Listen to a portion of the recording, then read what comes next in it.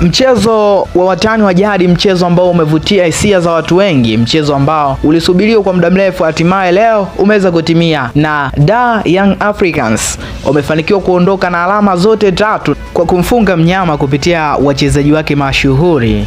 Goli la kwanza likifungwa na Pacome Zouzoua kupitia mkwaju wa penalti na goli la pili likifungwa na Clement Mzize, jambo ambalo limesababisha Yanga kuwa mabingwa wapya wa msimu wa 2024-2025. Toa comment hapo chini, umeonaje mchezo na unaishauri nini klabu ya Simba kuelekea msimu ujao? Lakini je, Yanga waendelee au wasajili zaidi ili kusudi kujihakikishia ubingwa zaidi? Tusome comment hapo chini.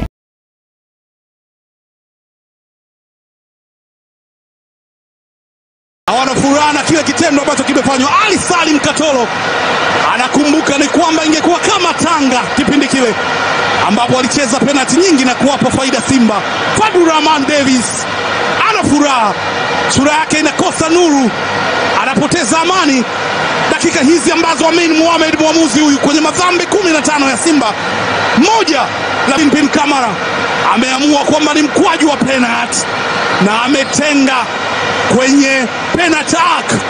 Pinpin Kamara amelinda kwa dakika nyingi vizuri. Fabrice Ruamba Ngoma anamwambia kaa pale, ulifanya vyema dhidi ya Ismailia na ukawavusha Simba, inawezekana ikawa ni wakati mzuri pia. Pacome Zouzoua kwenye zile 5 ni kuibia siri, Novemba 5 yeye ndo aliweka mkwaju wa penalty.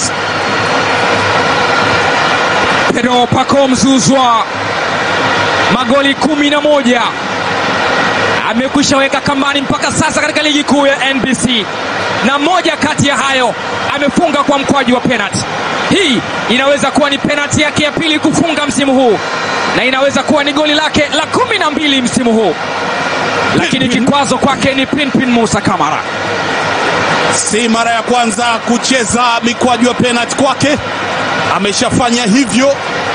Ni moja kati ya nyota ambao waliivusha Simba kutoka hatua ya robo finali kwenda nusu finali kombe la shirikisho. Na Pacome Zouzoua, nyota raia wa Ivory Coast ambaye amecheza ASEC Mimosa na mara kadhaa ameitwa kwenye kikosi cha timu ya taifa ya Ivory Coast, kile chenyewe ndio ambaye amepewa jukumu na Young Africans kwenda kupiga mkwaju huu wa penalty. Atafanya nini Pacome Zouzoua? Anapiga hatua zake na kuhesabu. Pacome Zouzoua